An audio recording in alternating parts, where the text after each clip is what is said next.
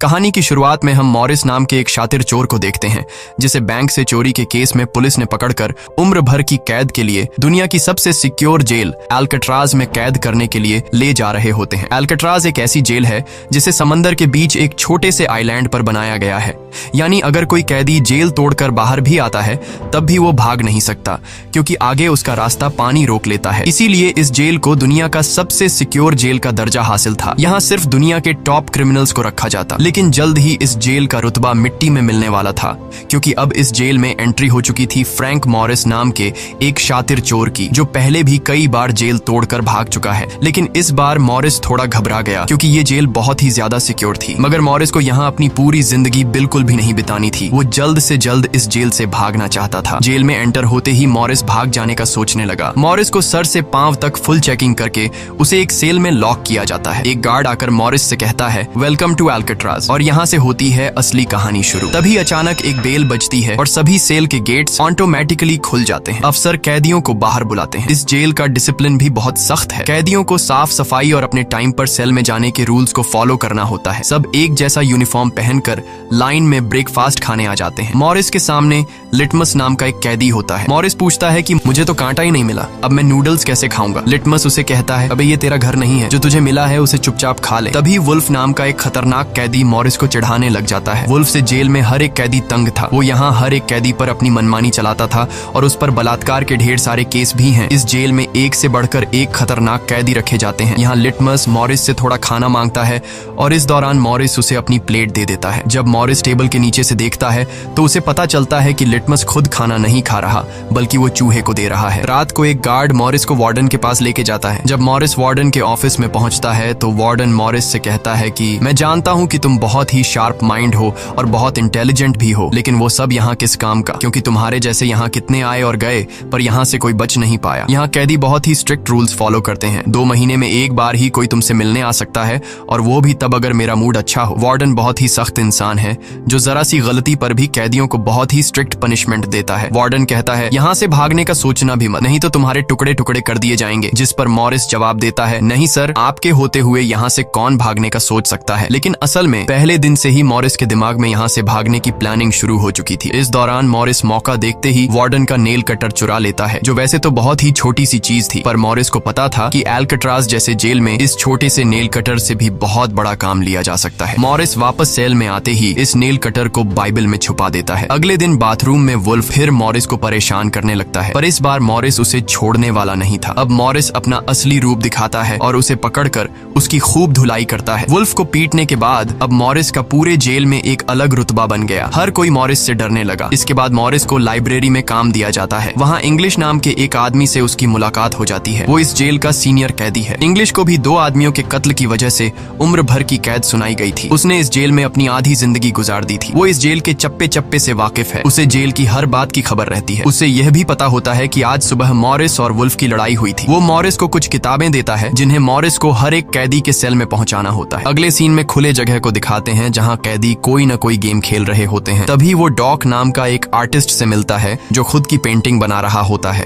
Dock एकदम सीधा साधा और डिसेंट इंसान है जो कई सालों से यहाँ सजा काट रहा है। उसे पेंटिंग करने का बहुत ही शौक था और अपना ज्यादातर वक्त वो पेंटिंग में ही लगाता। डॉक का कहना था कि एल्कट्राज जैसी जेल में कोई भी पागल हो सकता है, पर उसकी पेंटिंग की वजह से अब तक उसका दिमाग नॉर्मली चल रहा है। मॉरिस डॉक से पूछता है कि इस पेंटिंग में ये फूल क्यों बना के रखा हुआ है, तुम्हारी शर्ट में ऐसा तो कुछ नहीं। डॉक कहता है कि यह मेरी खुशी है जो सिर्फ पेंटिंग में है, मेरे मन में नहीं। उसके बाद मॉरिस जब अपने दाएं तरफ देखता है तो उसे ऊपर इंग्लिश दिखाई देता है। मॉरिस इंग्लिश की तरफ जाता है। जब मॉरिस उसके करीब जाता है तो उसके चेले मॉरिस को रोक देते हैं। तब इंग्लिश इशारा करता है कि अपना ही आदमी है, आने दो। मॉरिस उसके पास जाकर बैठ जाता है और तुरंत अपने दिल की बात छेड़ देता है। मॉरिस उससे कहता है कि यहाँ से बचने में आप मेरी मदद करेंगे। ये बात सुनकर इंग्लिश तो हंस पड़ता है। देखो बेटा, ये महज सिर्फ जेल नहीं है, ये हम सब की कब्र है। यहाँ से निकलना है तो पहले हमें मरना पड़ेगा, तब जाके हमारी डेड बॉडी यहाँ से कब्रिस्तान तक पहुँच पाएगी। चलो मान भी लो कि तुम इन बड़ी दीवारों पर चढ़ भी गए और उसके बाद खतरनाक फोर्सेस को क्रॉस भी कर लिया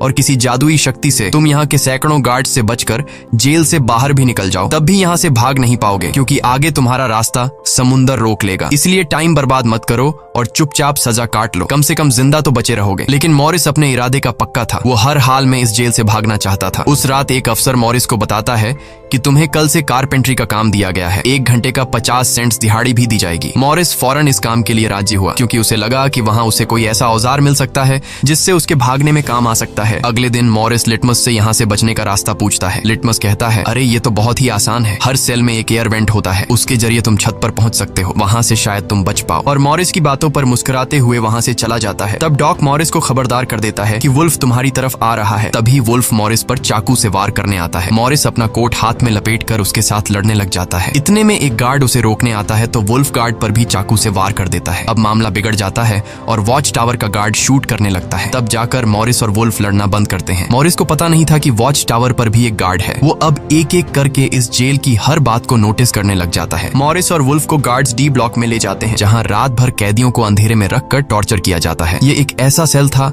जहाँ कोई भी कैदी नहीं जाना चाहता था। जाने से पहले वुल्फ मॉरिस को धमकाता है कि बेटा, तेरी मौत तो मेरे हाथों होगी। उस रात मॉरिस को तरह तरह के टॉर्चर्स सहने पड़ जाते हैं, जिससे उसकी हालत काफी खराब हो जाती है। 2 हफ्ते तक इस अंधेरे वाले सेल में रहने के बाद उसे वापस उसके सेल में लेके आते हैं, जहां लिटमस अपने पालतू चूहे से मॉरिस को एक नोट भेजता है जिसमें लिखा होता है, वेलकम बैक मॉरिस। एक दिन चार्ली नाम का एक नया कैदी आता है जिसे मॉरिस के पास वाले सेल में रखा जाता है। मॉरिस और चार्ली में जल्दी दोस्ती हो जाती है। मॉरिस फिर उसे अपने दूसरे दोस्तों से भी मिलवाता है। उसी समय वार्डन बिना किसी को बताए हर एक कैदी के सेल को चेक करता है। जब वो डॉक के सेल में जाता है तो डॉक के सेल में उसके बनाए हुए कई पेंटिंग्स होते हैं। वार्डन हैरान रह जाता है कि दिन ब दिन उसकी पेंटिंग तो बढ़ती जा रही है। डॉक ने वार्डन की पेंटिंग भी बना के रखी होती है। उसे देखकर वार्डन मुस्कुराने लग जाता है, लेकिन पता नहीं क्यों अगले दिन वार्डन डॉक के सेल में बनाई गई सभी पेंटिंग्स को बाहर फेंकने का गार्ड्स को ऑर्डर देता है। वार्डन के इस फैसले ने डॉक को अंदर से पूरी तरह तोड़ दिया, क्योंकि डॉक सिर्फ अपनी पेंटिंग के ही सहारे जिंदा था। वह अपने हर एक बनाए हुए पेंटिंग से बहुत प्यार करता था, क्योंकि यहाँ उसकी सिर्फ एक ही खुशी थी और वो भी उस बेचारे से छीन ली गई। मॉरिस उसे समझाता है कि कोई बात नहीं, वो सिर्फ पेंटिंग ही तो थी, तुम और भी बना सकते हो। लेकिन डॉक इस सदमे से बाहर नहीं आ पा रहा था। अगले दिन उसे देखकर मॉरिस गार्ड से कहता है कि प्लीज डॉक पर नजर रखिए, वो बहुत ही परेशान दिख रहा है, कहीं वो खुद को नुकसान न पहुंचा ले। फिर गार्ड मॉरिस को कहता है, तुम अपने काम से काम रखो। डॉक को भी मॉरिस के साथ कारपेंटर का काम दिया जाता है। तभी डॉक छुपकर मॉरिस की जेब में कुछ रख देता है। उसके बाद वो एक गार्ड को बुलाता है और कारपेंटरी के लिए दी गई कुल्हाड़ी से अपनी 3 उंगलियां काट लेता है और कहता है कि जिन उंगलियों से मैं पेंट नहीं कर सकता उनकी मुझे जरूरत नहीं है। यह कहकर वो चिल्लाने लग जाता है। तब गार्ड उसे पकड़ कर ले जाते हैं। मॉरिस देखता है कि डॉक ने उसके कोट में वही फूल डाल दिया है जिससे उसने अपनी पेंटिंग बनाई थी। शायद वो मॉरिस को बताना चाहता है कि इन लोगों ने मेरी खुशी मुझसे छीन ली। मॉरिस डॉक की कटी हुई उंगलियां उठाकर एक डिब्बे में डालता है और गार्ड को देखकर कहता है कि जाओ अपने वार्डन को दे दो, वो इसे देखकर बहुत खुश होगा। अगले दिन मॉरिस अपने सेल में बैठा होता है। तभी वो देखता है कि एक कॉकरोच एयर वेंट के अंदर जा रहा है, जिससे उसे अंदाजा हो जाता है कि यहाँ से बाहर जाने का कोई रास्ता जरूर होगा। इतने में इंग्लिश आकर बताता है कि डॉक ने खुद की उंगलियां इसलिए काटी क्योंकि उसे पेंटिंग करने की परमिशन रद्द कर दी गई थी, इसीलिए उसने तंग होकर अपनी उंगलियां काट ली। यह जानकर मॉरिस को बहुत गुस्सा आता है। अगले दिन डाइनिंग हॉल में वार्डन मॉरिस से पूछता है कि तुम इस डॉग को इतना सपोर्ट क्यों कर रहे हो। वह कहता है ऐसा कुछ नहीं है। ये कहकर मॉरिस वापस टेबल पर जाकर बैठ जाता है। वहाँ उसकी मुलाकात 2 भाइयों जॉन और क्लैरेंस से होती है, पर मॉरिस उनसे ऐसे बात करता है जैसे वह उन्हें पहले से जानता हो। जॉन और क्लैरेंस दरअसल ये दोनों किसी और जेल में मॉरिस के गैंग में थे। जॉन को अब जेल से भागने का काम आसान लगने लगा क्योंकि ये दोनों भाई मॉरिस की तरह शार्प माइंड थे और अब ये तीनों जेल से भागने की प्लानिंग करने लगे। दोपहर को चार्ली की गर्लफ्रेंड उससे मिलने आती है। दूसरी तरफ इंग्लिश की बेटी उससे मिलने आई होती है। इंग्लिश अपनी बेटी को देखते ही उसकी आंखों में आंसू आ जाते हैं क्योंकि उसकी बेटी उसकी गैर मौजूदगी में काफी बड़ी हो चुकी थी और इंग्लिश को अपनी बेटी का बचपन न देख पाने का बहुत अफसोस था। दूसरी तरफ चार्ली को उसकी वाइफ बताती है कि तुम्हारी माँ बहुत बीमार है और डॉक्टर कहते हैं कि वह 1-2 महीनों से ज्यादा नहीं बच पाएंगी। ये बात सुनकर अब चार्ली भी अल्काट्राज से भागने का सोचने लगता है और इतने में गार्ड आकर कहता है कि बात करने का समय खत्म हो चुका है। अब चार्ली बहुत परेशान होता है। वह उस रात मॉरिस से कहता है कि अगर तुम यहाँ से भागने का प्लान बनाओ तो मुझे भी शामिल कर लेना। अगले दिन मॉरिस, चार्ली, जॉन और क्लैरेंस की मीटिंग होती है। तब मॉरिस उन्हें बताता है कि हर सेल का एयर वेंट ऊपर छत पर खुलता है और दूसरी बात ये कि ये जगह खारे पानी से भरे समुद्र के बीच है जिसकी वजह से दीवारें कमजोर हो गई हैं। मेरे पास एक नेल कटर है और मैंने खुदाई पहले से शुरू भी कर दी है। अगर मैं थोड़ा थोड़ा करके खोदूं और एक छोटा सा टनल बनाकर छत पर पहुंच जाऊं तो इस इस जगह की जांच करने के बाद पता चल जाएगा कि यहाँ से कैसे भागा जा सकता है। जॉन पूछता है कि रात को अगर गार्ड्स को पता चल गया कि तुम अपने सेल में नहीं हो तो उन्हें शक नहीं होगा क्या? तभी क्लैरेंस बताता है कि इस मसले का हल मेरे पास है। वो कहता है कि यहाँ मेरे पहचान का एक बार्बर है जो कैदियों के बाल काटता है। वह हमें बाल सप्लाई कर सकता है और उसे यूज करके हम एक डमी हेड बनाकर उसे बेड पर लिटा देंगे, जिसके बाद अगर हम दीवार की सुरंग से निकलकर ऊपर छत पर भी होंगे तब गार्ड्स को शक नहीं होगा क्योंकि हमारे सेल के बेड पर नकली सिर रखे होंगे। पर बात अभी भी वहीं अटकी हुई थी कि जेल से तो निकल जाएंगे लेकिन समुद्र का पानी कैसे पार करेंगे। मॉरिस जॉन से कहता है, देखो इसमें मुझे तुम्हारी मदद की जरूरत पड़ेगी। तुम तो क्लोजिंग डिपार्टमेंट में काम करते हो, वहाँ तुम्हें उन पुलिस अफसरों के लिए बनाए गए रेनकोट्स मिल जाएंगे, तो तुम कुछ रेनकोट्स चुरा कर मुझे दे देना। हम उससे एक ट्यूब बोट और लाइफ जैकेट बनाकर समुद्र को पार कर सकते हैं। यहाँ चार्ली कहता है, भाई मुझे भी कोई काम दो, मैं भी तुम लोगों की मदद करना चाहता हूँ। मॉरिस चार्ली से कहता है कि जब मैं वेंटिलेशन की जाली खोदूं तो तुम पहरा देना ताकि कोई गार्ड हमें देख न ले, और जब तुम खोदोगे तब मैं पहरा दूंगा। मॉरिस का प्लान सभी को पसंद आता है और उसी रात में काम शुरू कर देते हैं, लेकिन दीवार खोदने के लिए नेल कटर बहुत छोटा था जिसे चलाने में मॉरिस को बहुत जोर लगाना पड़ता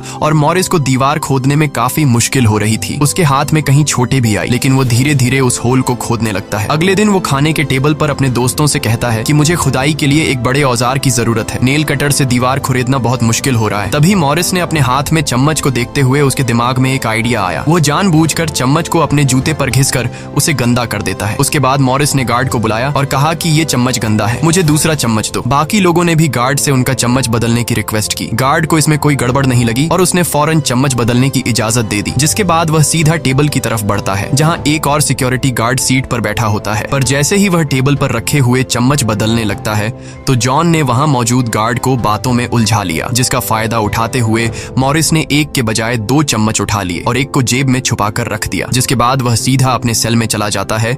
रात को इंग्लिश उसे बुक देने आता है तो मॉरिस पूछता है कि क्या यहाँ पर वेल्डिंग करने वाला कोई इक्विपमेंट मिलेगा। इंग्लिश समझ जाता है कि मॉरिस के सिर पर अब भी जेल से भाग निकलने का भूत सवार है। वह कहता है कि मैं तुम्हें पहले भी बता चुका हूँ कि तुम्हारी कोशिश बेकार हो जाएगी क्योंकि तुम पकड़े जाओगे और शायद अपनी जान भी गंवा दोगे। इतने सालों में मुझे कभी भागने का ख्याल नहीं आया क्योंकि मैं जानता हूँ ये इम्पॉसिबल है, लेकिन तुम जिद्दी हो तो मैं क्या कर सकता हूँ, करो कोशिश। लेकिन मॉरिस को उसकी वार्निंग का कोई फर्क नहीं पड़ता। वह अगले दिन लिटमस से माचिस मांगता है और कहता है कि अगर आप मेरी मदद करेंगे तो मैं आपके चूहे को अपने हिस्से का खाना हर रोज दूंगा। लिटमस खुश होकर ये डील मान जाता है क्योंकि लिटमस को चूहा बहुत पसंद था। उसी रात लिटमस मॉरिस को अपने माचिस पास कराता है। मॉरिस नेल कटर के एक हैंडल को निकालता है जिससे वह एक छोटा सा बेलचा बनाने जा रहा होता है। फिर वह चम्मच को तोड़कर नेल कटर की हैंडल से जोड़ लेता है। फिर माचिस चलाकर दोनों को अच्छी तरह से वेल्ड करके एक नुकीला औजार तैयार कर लेता है। बस फिर क्या था, वो वेंट के चारों ओर खुदाई शुरू करता है। चार्ली पहरा देता है। अगर कोई गार्ड उस तरफ आया तो वह तुरंत सीटी मारकर मॉरिस को सिग्नल देगा, पर पहरा देते देते चार्ली की आंख लग जाती है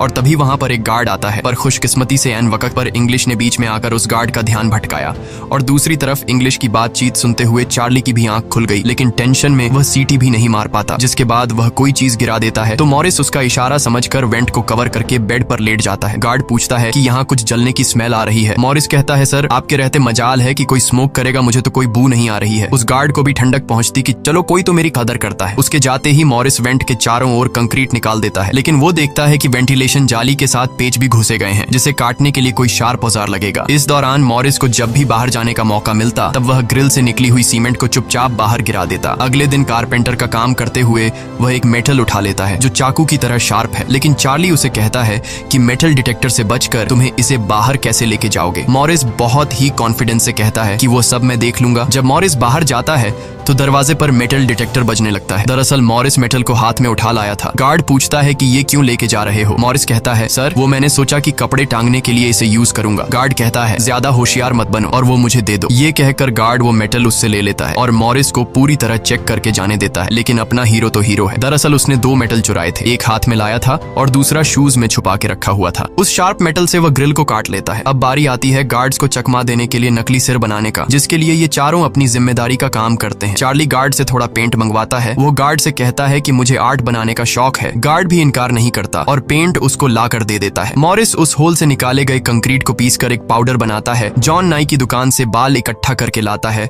और क्लैरेंस लाइब्रेरी से पुरानी किताबें इकट्ठा कर लेता है। सारा सामान इकट्ठा होने के बाद मॉरिस पानी और पुराने मैगजीन का इस्तेमाल करके एक डमी सिर बनाने लगता है, जिसके ऊपर पेंट और नकली बाल लगाकर बिल्कुल रियल दिखने वाला एक नकली सिर तैयार कर लेता है। साथ ही साथ मॉरिस ने अपने प्लान को और मजबूत करने के लिए नकली कार्डबोर्ड बनाए जिससे कोई शक नहीं कर पाएगा कि सामने की दीवार में किसी ने सुरंग बनाई है। एक रात मॉरिस ने अकेले ही ऊपर जाने का फैसला किया, जिसके लिए उसने अपनी बनाई गई नकली खोपड़ी को बेड पर रखा और उसे गर्दन तक कंबल से ढक लिया। जिसके बाद वह नकली कार्डबोर्ड लेकर सुरंग से बाहर निकल आता है। वहां मॉरिस पाइप्स को पकड़कर धीरे धीरे ऊपर छत पर चढ़ जाता है। दूसरी तरफ चार्ली बाहर पहरा दे रहा होता है। छत पर पहुंचने के बाद मॉरिस देखता है कि वहां ऊपर एक लोहे का ग्रिल है जिस तक वह कूद कर भी नहीं पहुंच पाता। इसी बीच एक गार्ड आता है और चार्ली से पूछता है कि इतनी देर रात तक तुम पेंट क्यों कर रहे हो और तुम्हारा दोस्त मॉरिस आज इतनी जल्दी क्यों सो गया। चार्ली कहता है कि जी सर, आज मॉरिस कारपेंट्री का काम करते हुए थक गया था, इसलिए वह जल्दी सो गया। तभी अचानक गार्ड के हाथ से उसकी लाठी नीचे गिर जाती है। उसे उठाते हुए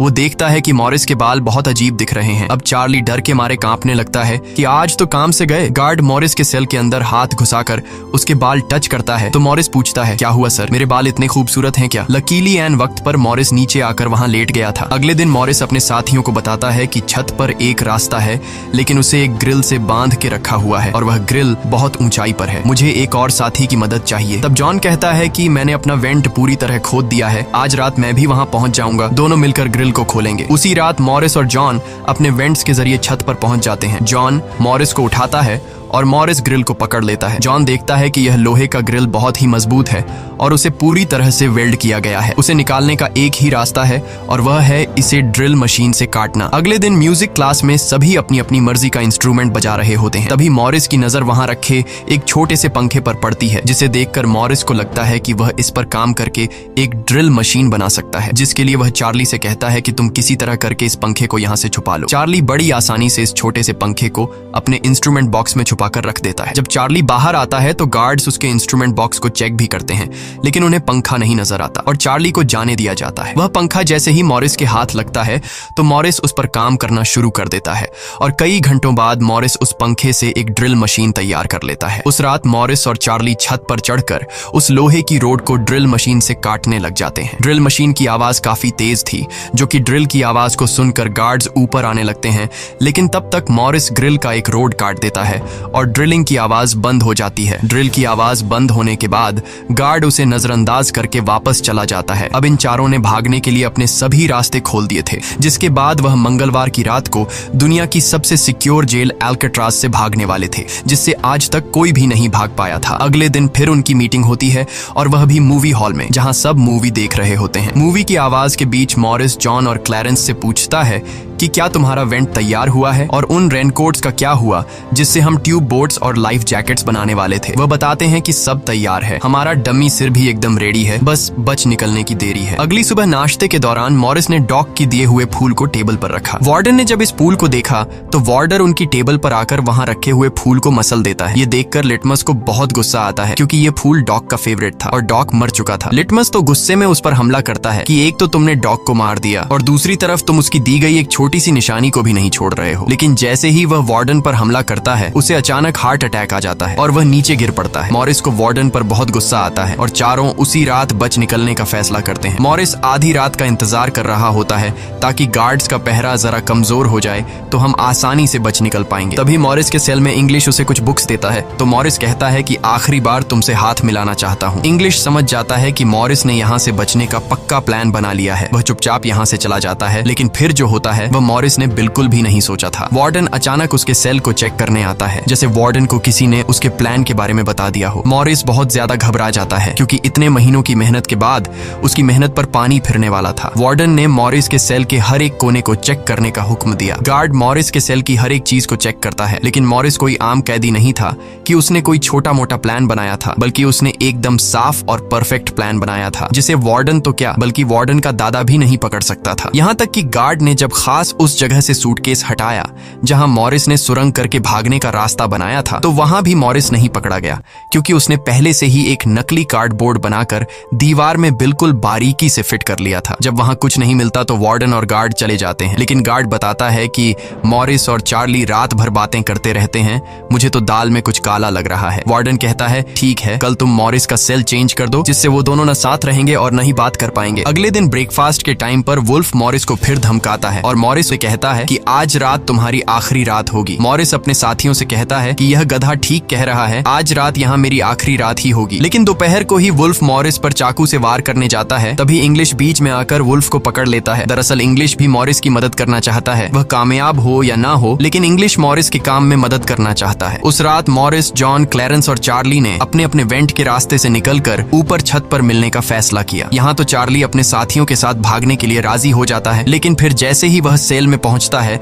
तो उसे घबराहट होने लगती है। सेल में अकेला बैठकर उसने प्लान में शामिल ना होने का फैसला किया और उसके बाकी 3 साथी अपने अपने वेंट के रास्ते से निकलकर ऊपर छत तक पहुंच जाते हैं। वह तीनों काफी देर तक चार्ली का इंतजार करते हैं, लेकिन काफी टाइम गुजरने के बाद जब उन्हें लगता है कि चार्ली नहीं आएगा तो वह चार्ली को छोड़कर निकलने का फैसला कर लेते हैं। वह तीनों अपने प्लान के मुताबिक आगे बढ़ने लगे, लेकिन इधर चार्ली की आंखों के सामने उसकी आजादी का सपना दूर होता जा रहा था।